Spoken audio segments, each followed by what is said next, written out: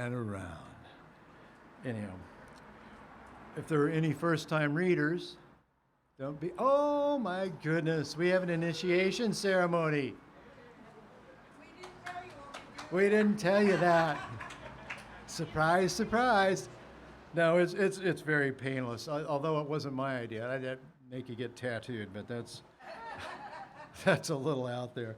The minute you step up to the podium and read your piece, you will be forever a member of the Ancient City Poets. Hopefully you can hear me all. I keep going away from the mic and coming back. So without further ado or don't, I would like to warm up the mic with 5 brand new, actually and 1 old, Japanese style poems. And I thought it'd be very appropriate on Memorial Day to do one of my absolute favorite poems from one of the classic, actually the first master of haiku, Basho, for Memorial Day. Summer grass, all that's left of a warrior's dream. Summer grass, all that's left of a warrior's dream. And it's timeless, it never changes. That's what's good about a good poem. Now to the crap part of the program. Here we go. Prolonged dry spell. The lawn tractor enveloped in a cloud of dust. Prolonged dry spell. The lawn tractor enveloped in a cloud of dust. Coconut palms stretched far beyond the edge of our reach. Coconut palms stretched far beyond the edge of our reach. Just kids, the chief of police at a loss for words. Just kids, the chief of police at a loss for words. Picture perfect day, a mayfly makes the most of it. Picture perfect day, the mayfly makes the most of it. Tai Chi, inside my shadow, inside myself. That's an homage to Nick Virgilio. I'm sure Tony will appreciate that. And now, without further ado, the reason we're all here, the other readers. Mary Shaw, come on down. You're officially an Ancient City Poet now, no pressure.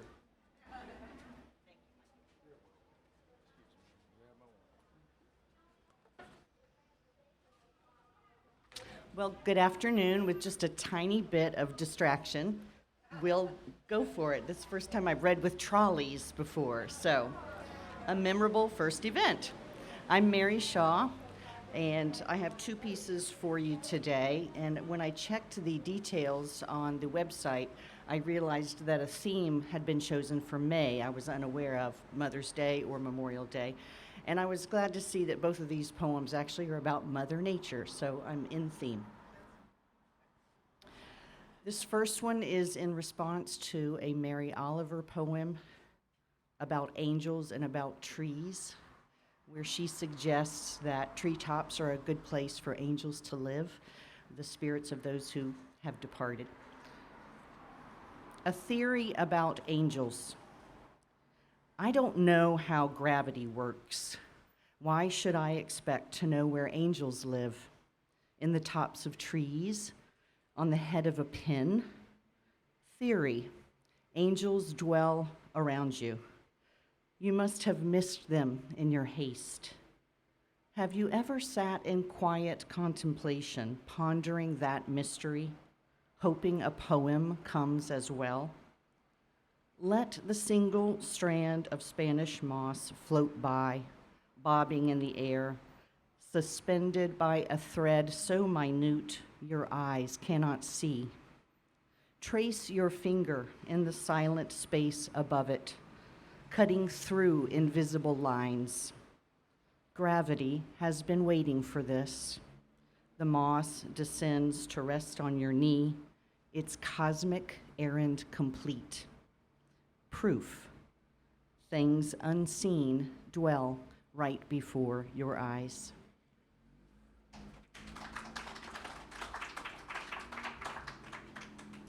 Thank you. And this second one was submitted to a collaborative effort with the Studio Art Quilt Association, and the theme was Underwater Life. Plea of the Fish. O springs, we hope eternal that you would teem and flourish. In clear and crystal vents, we dart like diamonds flashing. We hover in watery basins, your boils spread blue and wide. O Wakula, O rainbow, O Ginny, peacock fanning, your magnitude and mystery mark epochs and eons span. Beware the hands that dare to choke you. Run, run, Ichitukni. Can you escape with your life? O springs, we hope eternal.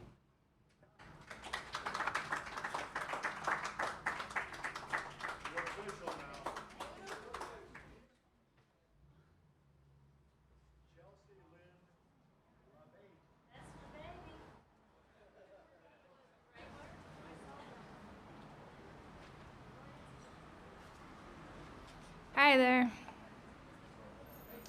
So I've written about 60 long format poems over the pandemic, and I will share a few of them with you.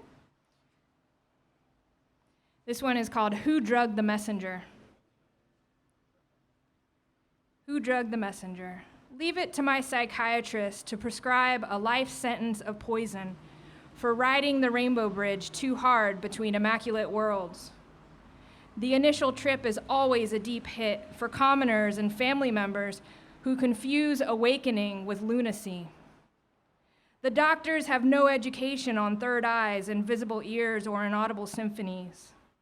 I don't know what field they stand in, but they will soon be alone when all of the children are freed and we have no more need for their medicine.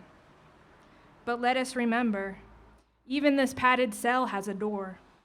How do you think they got me in here? My work as a messenger is to remind you that every box has an opening.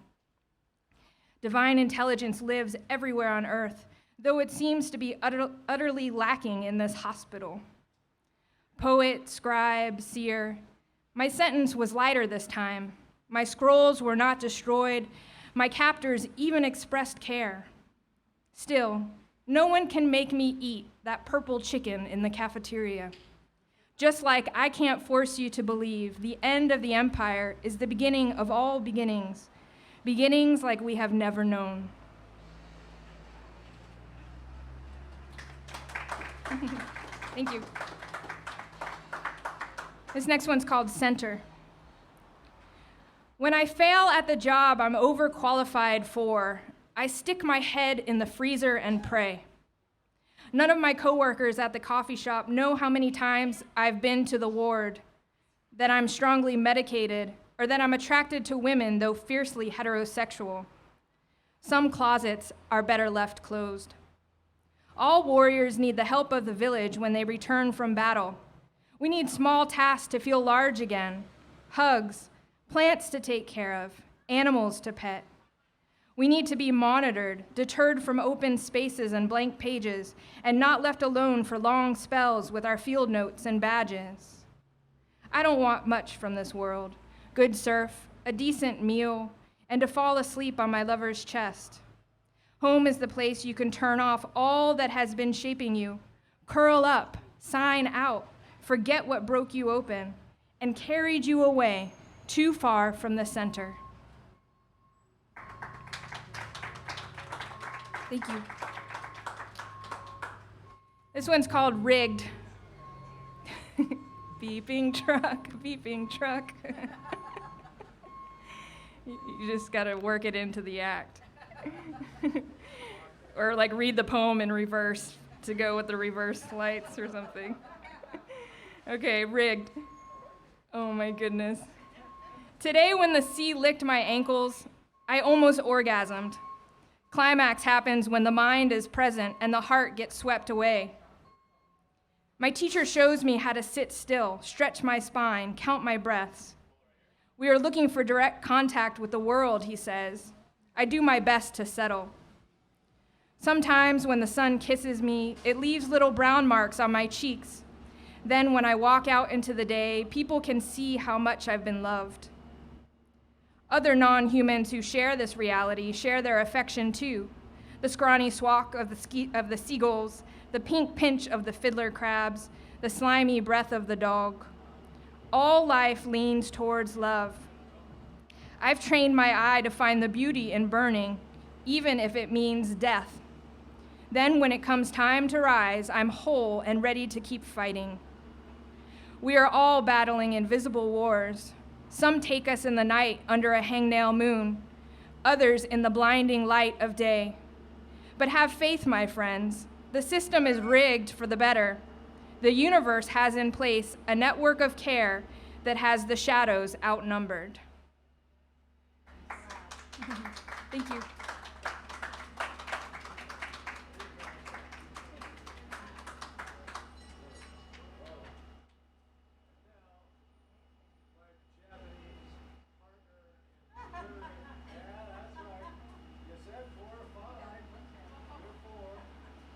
Toni Libro.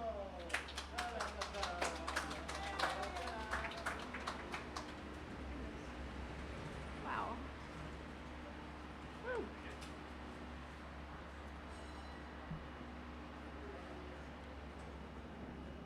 Oh, that's great. Thank you. Hi, everybody. Toni Libro. So nice to be here, see everybody. It feels so good to be with you all. Enjoying the poems that you've been reading, really, really, very, very much. Also have to compliment our sound system. Despite what's going on out there, this is fabulous. Thank you so much. Okay, I'm going to read a sequence of tanka poems. Tanka is the ancestor of haiku. It preceded haiku over 1,000 years ago, well over 1,000 years ago. And there are books devoted to tanka, and this is one of them. It's called Red Lights. I highly recommend it if you're interested.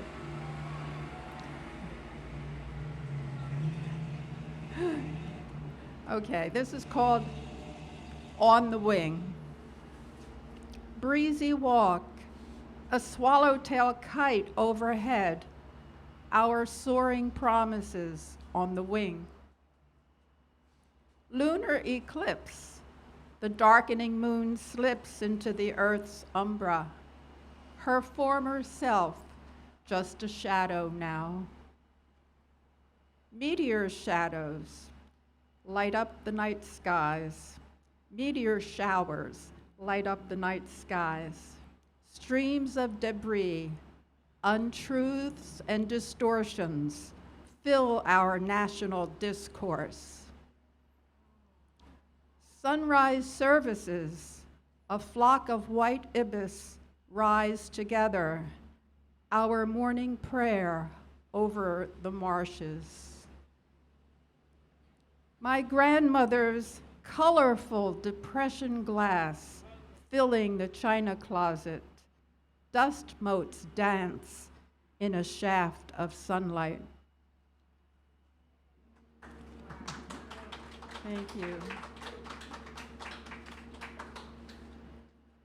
And one more called A Host of Voices. Like all of you, a host of voices. The fragrance of honeysuckle around the house pervades the balmy night, evoking a bygone era of family life, when an immigrant couple married a century ago and raised 8 children. Now the last grandchild has departed. Weeds grow where flower beds flourished. Paint flakes and peels off wooden trim. Windows crack while sills rot, and ivy climbs up the dilapidated steps. Today, the bank will auction off a century of family life in a flash. A once favored fig tree, abandoned to the wintry weather, shuns this spring with each bent and brittle branch. If you walk by late at night, you may hear in the cricket's song a host of voices from a bygone era. See ghosts dancing with the shadows in the hazy, fragrant moonlight. I think that'll do it. Thank you.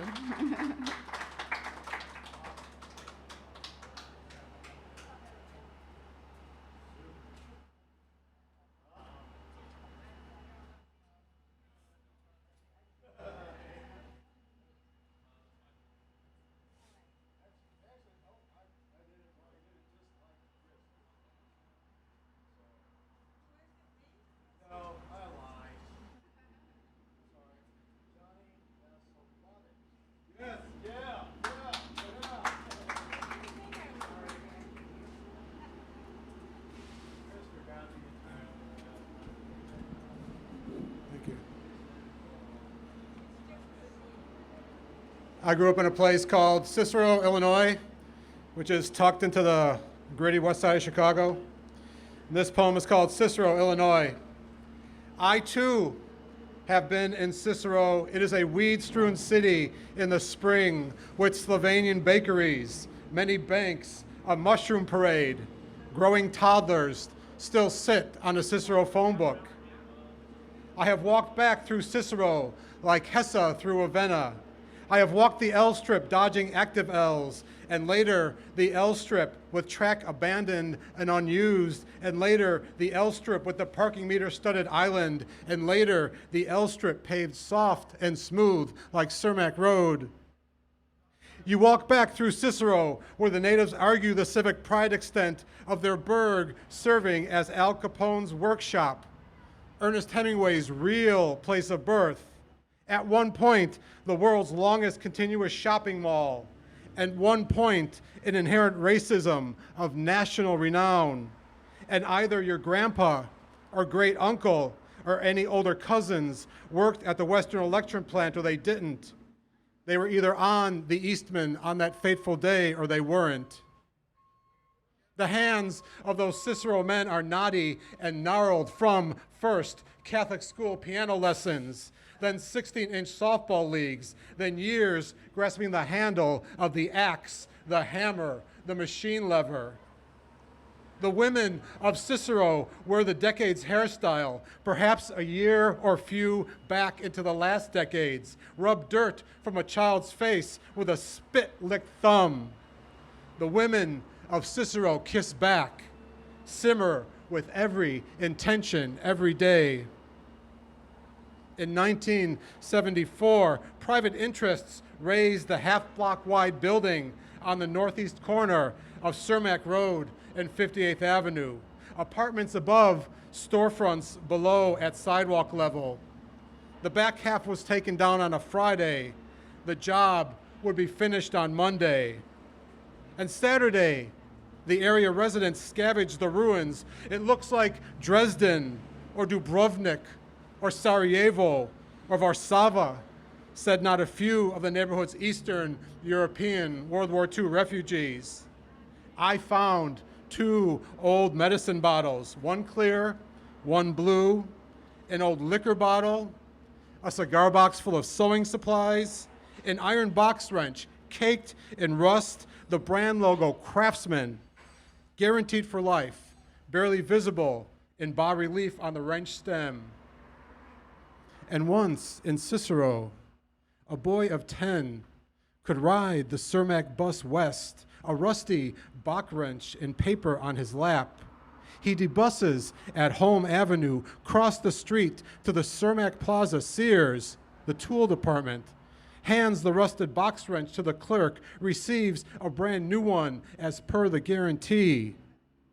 That Christmas, he'd give it to his father, the mechanic who already had hundreds, but would treasure it as the best gift ever. I have walked back through Cicero to my father, but only there I too have been to Cicero. It is a weed-strewn city in the spring, but only until Tuesday when the Streets and Stand crew does that side of the street. With Slovenian bakeries, many banks, a mushroom parade it shares with neighboring Berwyn. Growing toddlers still sit on a Cicero phone book. The children of Cicero spray paint a pinner's box onto a brick wall, walk to school through the alleys to poke through random junk piles and avoid the neighborhood bully. Most do fairly decent in school. The best will eventually bus out to the private high schools. Thank you.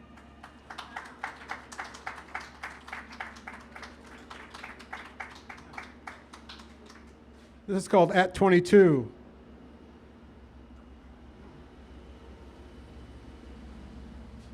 At 22, I masturbated each morning to begin the process of quelling the excruciating hangover. At 22, Czech Jew poet Jerry Orton died after being dragged along a Prague boulevard by a Gestapo ambulance.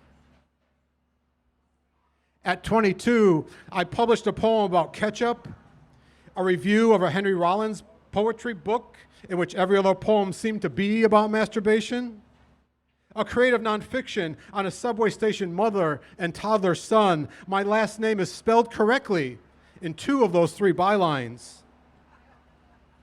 At 22, after being dragged, Orton was refused admittance to the first hospital he was taken to due to his Jewnicity.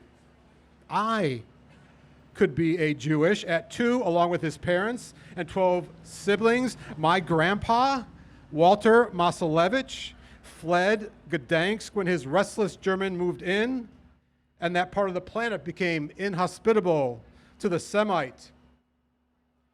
At 20, when restless Germans moved into Prague, poet Orton had to publish his incendiary poems under pseudonyms to avoid arrest.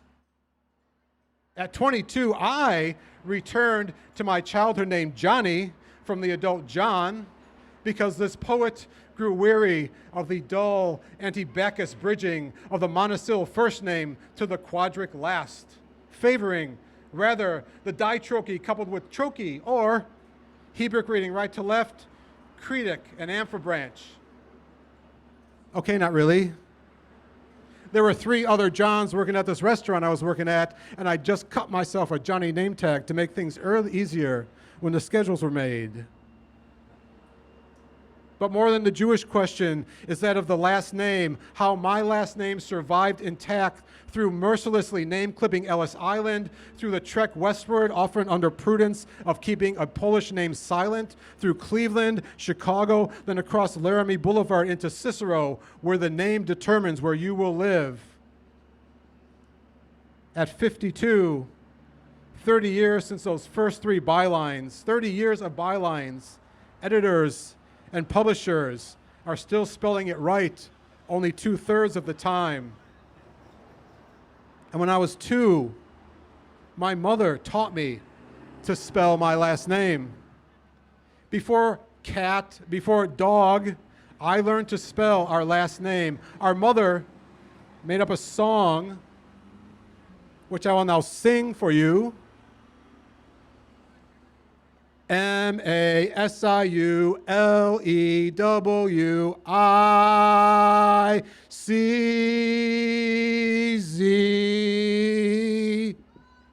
And see, you got to hold out those last 3 syllables, else guaranteed some joker is going to add on a sung Mouse. Thank you.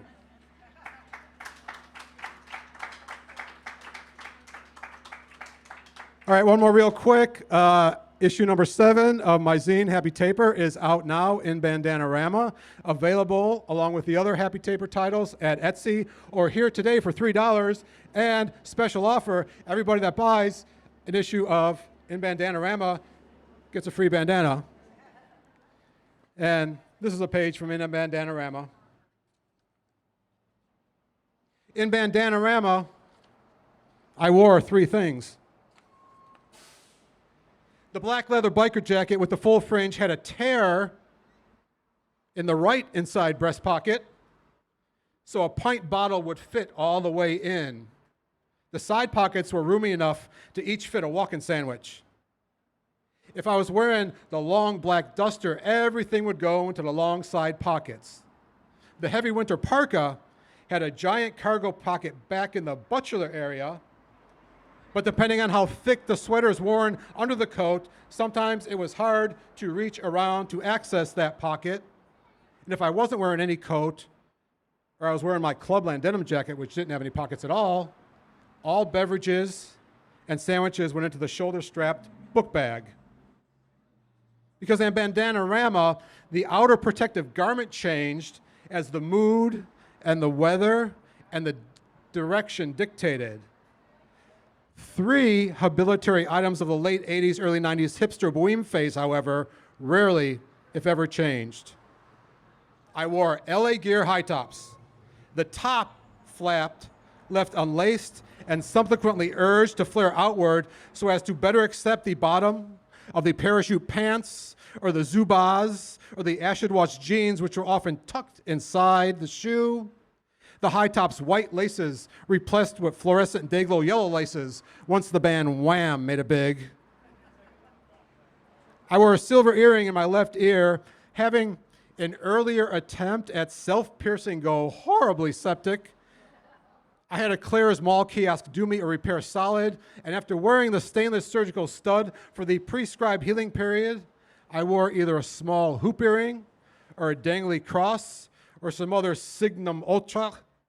Whichever kind of earring it was always silver or a silver-colored metal. This was Bandanarama. There was no gold jewelry in Bandanarama. And in Bandanarama, I wore a bandana on my head. I wore the classic paisley bandana pattern, only in white or black, wearing the traditional red screams pirate, and one wearing any other colors ran the risk of being misidentified as a gangbanger or a cruiser. For relaxed, low-key trips to the beach or the park, I'd wear it in the casual gardening housewife style, point-poked with the crease line, bi-cornered. Other times I'd thun-tuck it into the bandana variant of the skull cap, the colloquial do-rag. During athletic or manual labor endeavors, I might roll into a classic sweatband. A good look for clubbing or roughcore places like Neo or Exit was bandana under backward baseball cap. My favorite way, and one that I reserved only for special going out, was the Axl Rose, folded flat and wide and worn trebuchet slingwise from brow to hairline. Because in Bandanarama, unless I was going to work or a business something or a family anything, I'd mostly-ish always wear the bandana. My life living in apartment 3 and some of the time before and some of the time after was my life in bandanas, my life in Bandanarama. I will tell you about it because I am here and you are distant. Thank you.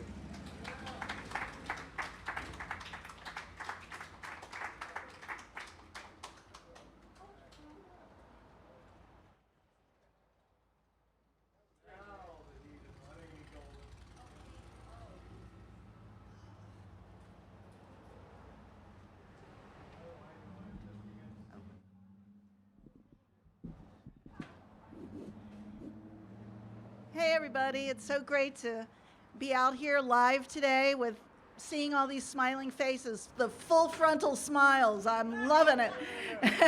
So I'm just feeling a little lighthearted today. So here's a little something about being outside, chucking your responsibility. It's called Clouds. Let's all go out and look at the clouds. We won't ask permission or if we're allowed. The phones will be silenced, the work left undone. With no air of remorse, no false contrition, we'll step into sunlight and tilt up our faces, spread out our stiff arms and twirl off our stasis. Cumulonimbus and cirrus and stratus will drift overhead, unimpressed by our status. Shaped by the breeze and our imaginations, they'll sail, scud, and float by in wild permutations. A schooner, a lion, a bold silhouette. Our mind the artist, the sky our palette. We'll be as we were for a moment or two when childlike wonder was thrilling and new, when laughter and singing were meant to be loud and a world could be seen in the shape of a cloud.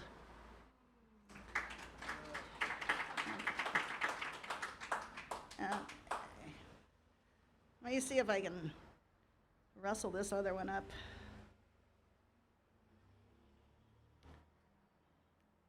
Sorry that I had this lined up, but not so much.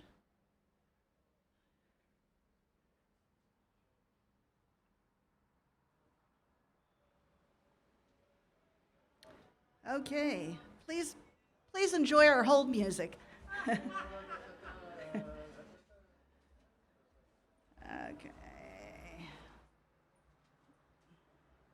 Shoot.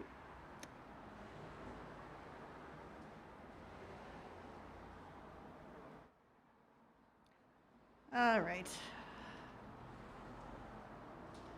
Nothing like coming prepared, right?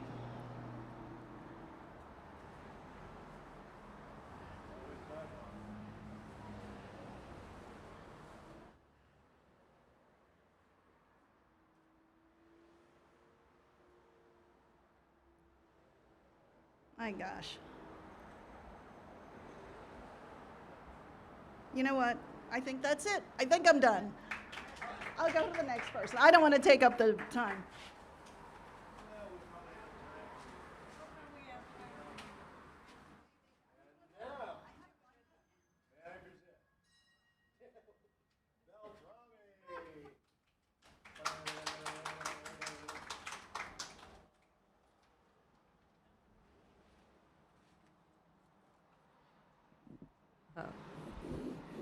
Hello. Can you hear me? Maybe too well, huh?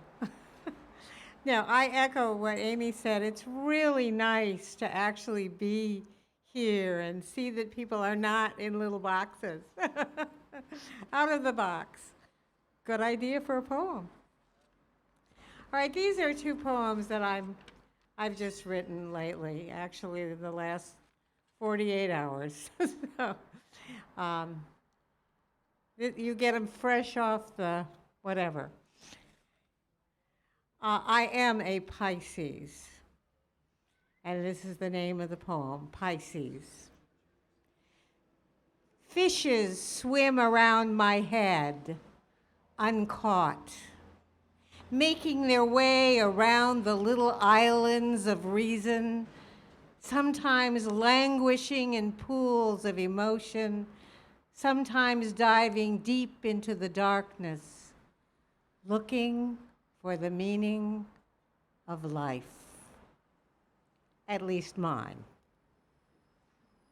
Mostly they rub gently against the memories of neglect and misjudgment, trying not to dislodge the carefully constructed justifications that keep my sanity from crumbling into the murky miasma of self-recrimination.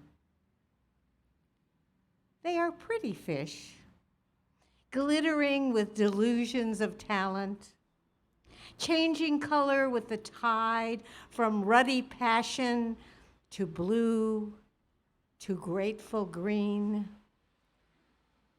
borrowing gold from the slim shaft of enlightenment, so close to dusk. Some astrological invention, perhaps, but they seem at home.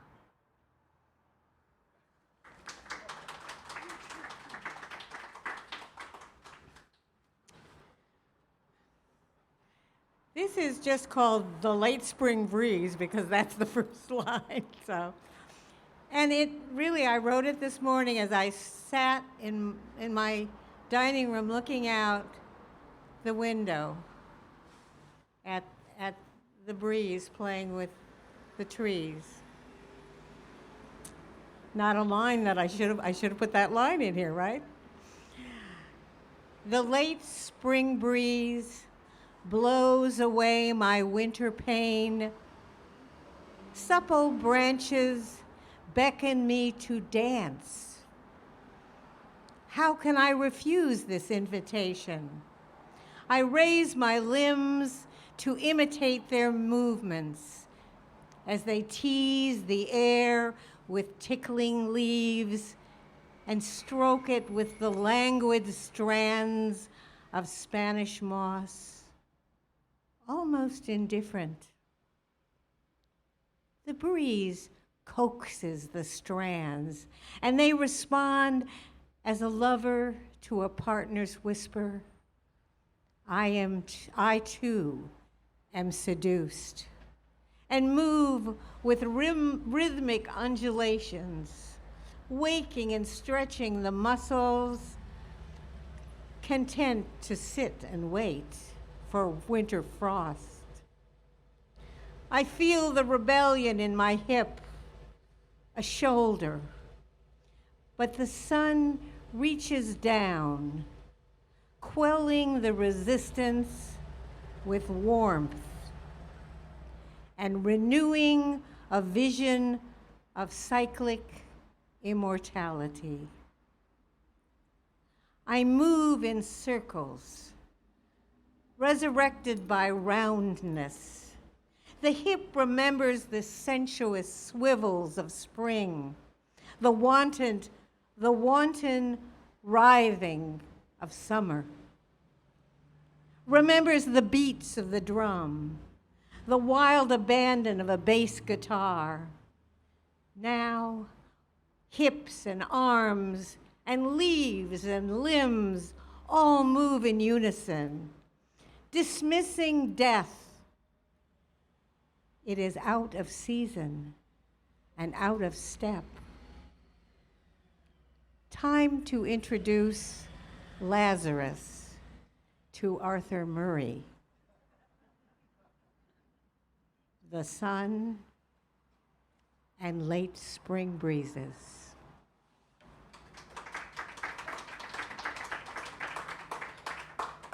And actually, Ron isn't here, but I'm going to read this since we're so close to Butterfield. This was one of my Pam Jam poems, and you can envision it, hopefully. This is for Jim Rivers' bowl, this wonderful wooden bowl. It's called Woodcrafters.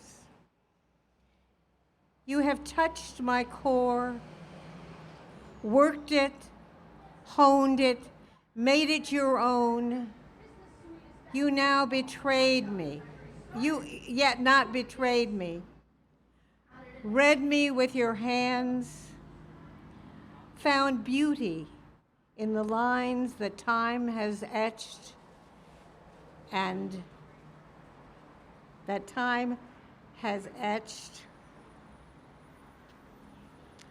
and learned from them their secrets.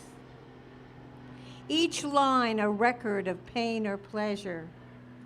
You have caressed the swirls and twists of my body, stroked the torturous turns with your fingers as they sought intimacy with my most intimate parts, and gently coaxed from between these ancient thighs new life.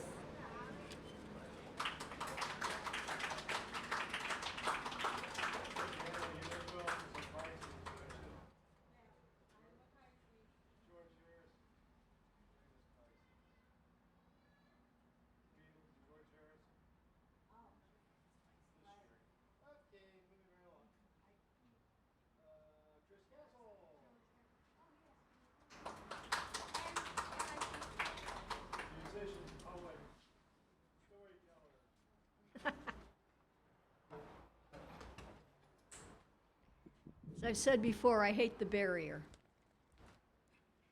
So, yeah, my name is Chris Kastle, Chris with a CH, Kastle with a K. And I'm a member of Ancient City Poets. I'm also a member of the North Florida Poetry Hub. And we have workshops a couple of times a month. And we have prompts at those. So this is a piece that I wrote for a prompt that we did 2 weeks ago, I think. And the prompt was, something in the word. And so that is the title of this. Something in the word. There was something in the word he spoke, something in his voice, something in the tilt of his head. I didn't have a choice. There was something in his velvet smile that touched me deep inside, that hummed in every fiber. I had to take the ride. There was something in that pairing, a carousel, a game. We played in perfect form. The rules will never be the same.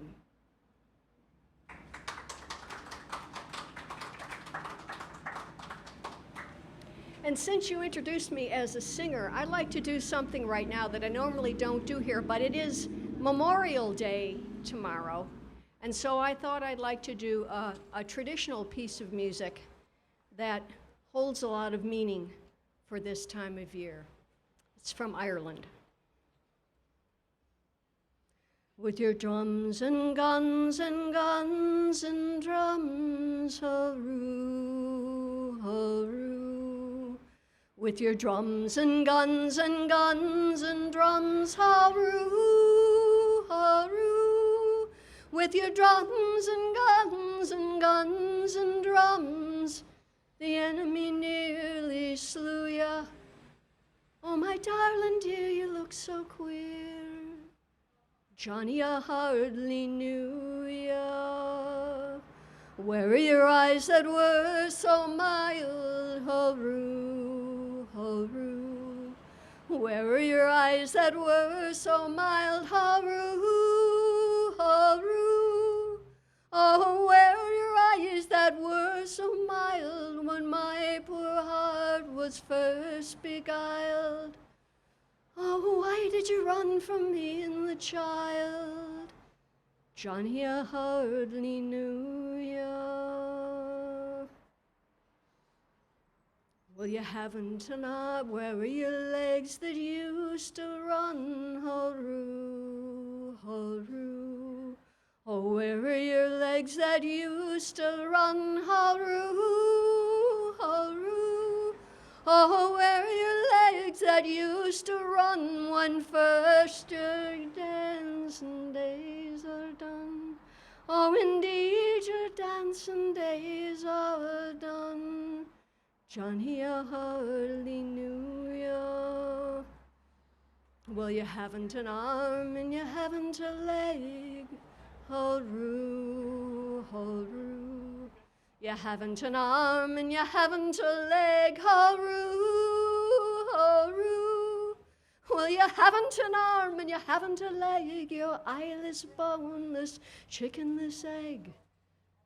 And you'll have to be put with a bowl to beg. Oh, Johnny. Well, they're calling out the drums again. Hurroo, hurroo. They're calling out the drums again. Hurroo, hurroo. Well, they're calling out the drums again, but you'll never take me sons again. No, you'll never take me sons again. Johnny, I'm swearing to ya.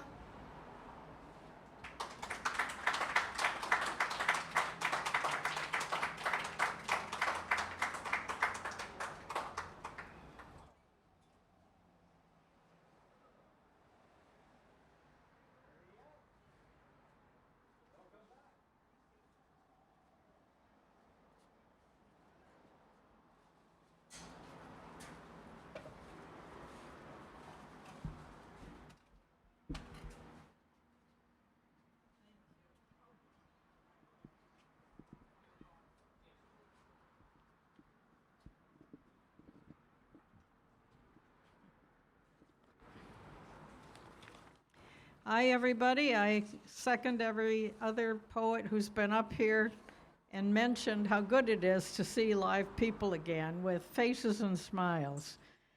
I have two St. Augustine poems. The first is kind of a Memorial Day poem. It's Requiem for a White Whale. About 10 years ago, a pregnant young mother whale washed up on the beach not too far from where I live, and I went down to watch them dissect it, take it apart, and bury it. It was quite impressive. Hauled ashore in chains, deeply gashed and raw, you were already dead. Your flesh in tattered patches fluttered from your sides. Essential nakedness had stunned us into silence, that and your monumental reeking. Where we were gathered under skies still pregnant with the rain we'd prayed for, everything was gray. Clouds, seas, the cavern of your body opened by the engines of your deconstruction. Hooks, cables groaning turned your bulk as yellow slickered men with Saracens' knives annexed your sovereign country and all its bloody provinces. Once named and numbered, you sang in the pod, rode into your future on the slipstream in a dream of calving. Did you know your generation's lost in the weeks of your distress, choked and rolling in the ropes, the nets that net you into death? Your bones are hauled away. The backhoe bites the sand, buries what remains.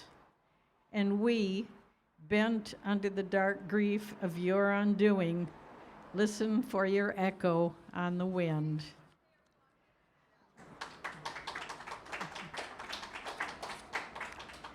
Thank you. The second poem, hopefully, is a little bit more cheerful. Bird Hour, St. Augustine. We come here year after year from a cold country to reach this garden beyond the French doors where birds flutter and preen in the silvered waters of their terracotta baths. Glass briefly distorts their shapes. They fall from the feeders brilliant as passion flowers when the hawk lifts his sail and the feral cat moves a leaf in his shadow. They rise in a wave, a crest of feathers foaming where the thicket creeps toward the patio's edge. Between us, the memory spider knits a morning cloak into her web, weaving to the vanishing point what we may speak of from our individual horizons. You say how the fox squirrels kissed, embraced, made noisy love unnoticed by a cardinal in the thicket, collecting moss for nesting. I remarked how the ruby-throated hummer shepherds his fledge from bee-balm to fire spike, stitching a row of scalloped edges in the air above the flowering rosemary, then observes from fence wire. The rosy-tinted finch appears, survivor of a past year's generation, blinded and starved by parasitic mites. She tilts her head and sings. What can they know? The chiminea smokes with orange tree wood, the orchards cull and glows on tabbish slates. The hour passes, and the house opens its shell to evening air, spilling pools of light on the lawn, while we sit, not quite settled in our chairs, a line of tension, subtle in the jaw, a forward leaning of the shoulder, and the memory spider leaves its several silken griefs suspended in the web of twilight. Thank you.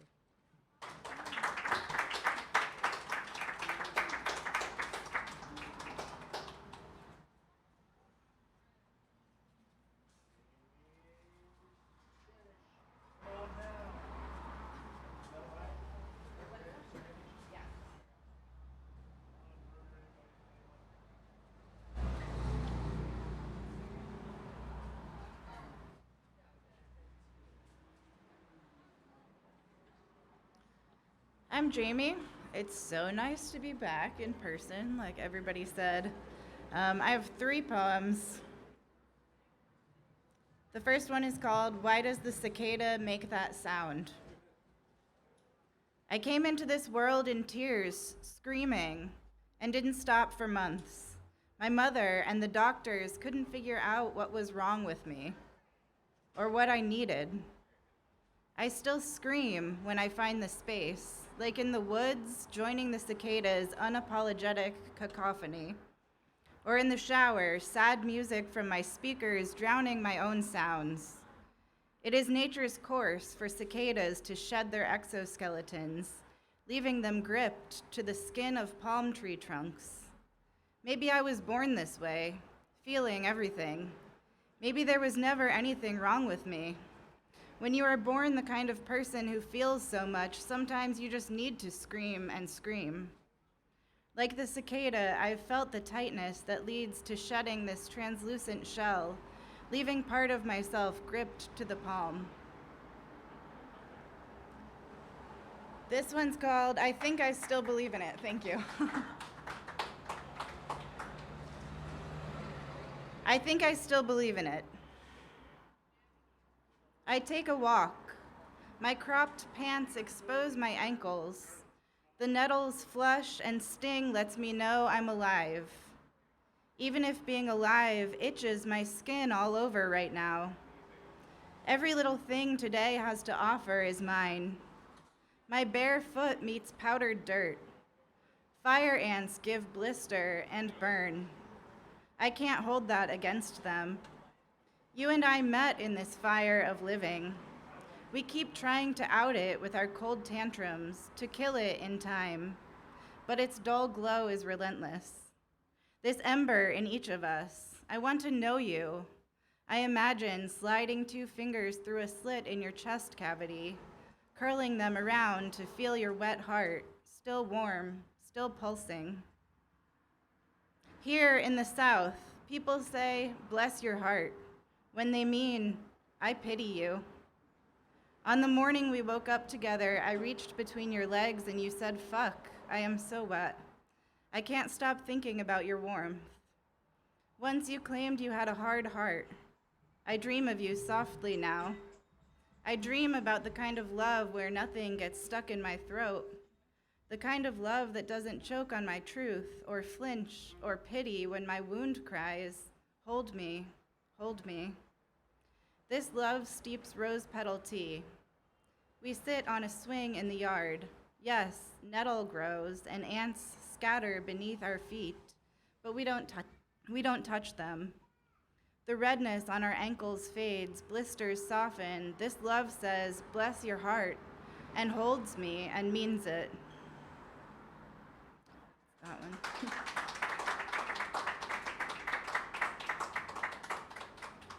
And I have one more. Is there time? Okay.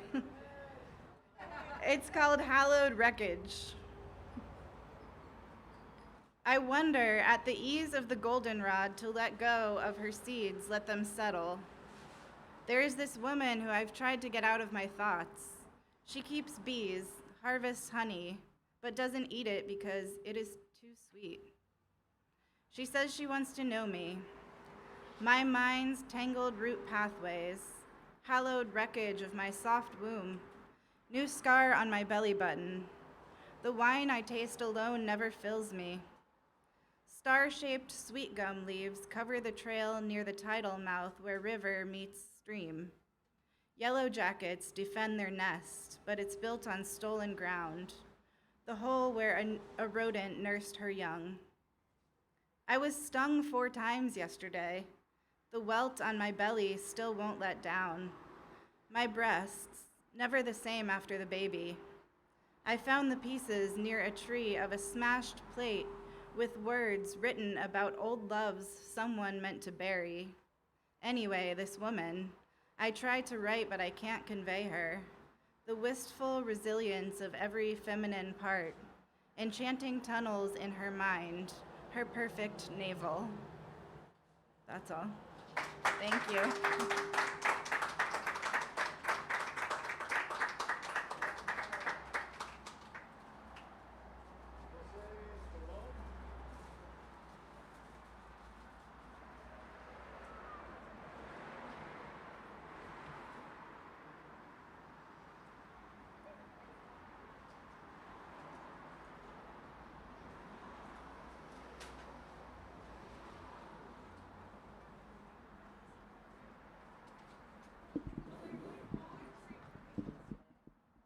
Hi. Hello. I'm Jose Alberto, and you know, I'm so happy that this is going on. It's part of the charm of the city. And poets are very, very important. These are people who are into their presence, their mindfulness, their awareness, the consciousness. And they allow us to share with them their souls, visions, and passions. So I'm very happy to be back.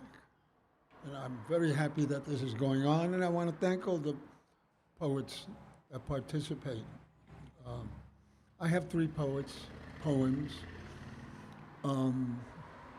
Two about my grandchildren. You'll have to forgive me for that.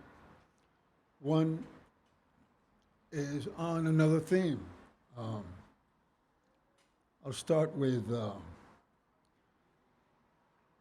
lot of negatives are used against the South, forgetting the positives, like charm.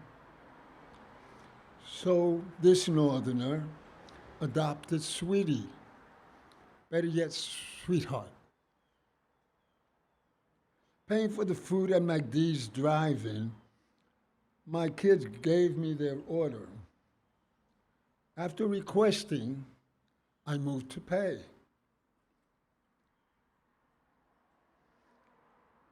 And to the very young girl, thank you, sweetheart, I smiled. Grandpa, came a unison cry. She's just 16. I'm just being kind. She's underage, and you're not her sweetheart. They'll think you're a pedophile. I groaned. So much for Sweetie. That's it. Yeah, kids are something else. The other one is about my granddaughter, who's 12 who's getting older too quickly. Her name is Carolina Isabella, and the poem is Caroline. Grandpa, I'm now 11. Please, I'm not a child. She's beautiful and smart, and 11 going on 29. I don't say 30 because she claims never to turn it. Just a girl thing, she claims. She looks at me, smiles, totally disarming, whispering gently in my ear, Grandpa, I love you. I said, and the other one is about poets and how they share with us their passions. I call it nature's music. The hush of wind, trickle of rain, the rustle of leaves from swaying limbs, the song of birds, the flapping of ducks playing on the pond that shimmers with dragonflies skimmering, the lush green grass, the flowers, the berry bush, all singing. See me grow, see me bloom. The symphony soothes beauty, harmony, peace, as the dragonflies skimmer. That's it. Okay, thank you.